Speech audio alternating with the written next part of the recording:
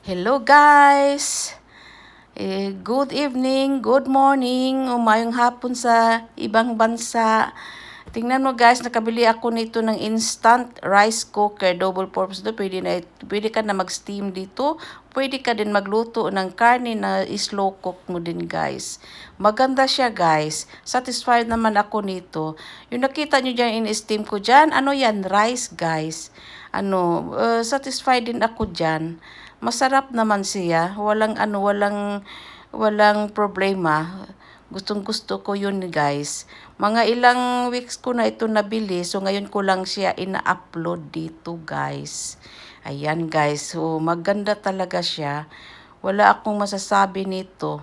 Yung pag nag-steam ako ng rice, guys, paminsan dinidiligan ko, tinitingnan ko, guys, ba.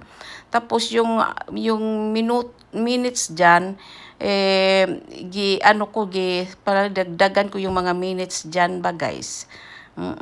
So, ang nagamit ko, mga 1 hours ata yung nagamit ko para lang maano siya kasi ini-steam ko siya eh.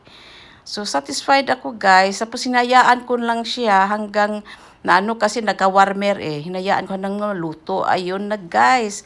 Tingnan mo. Guys, Yan guys, ang rice ko nga. luto na ang Masarap siya. aking Wala akong rice masasabi. na ini-steam Oh, ko yun na dito sa guys. aking So, instant maganda. pot. Yan lang guys. Satisfied ako dyan. Thank you for watching. Bye!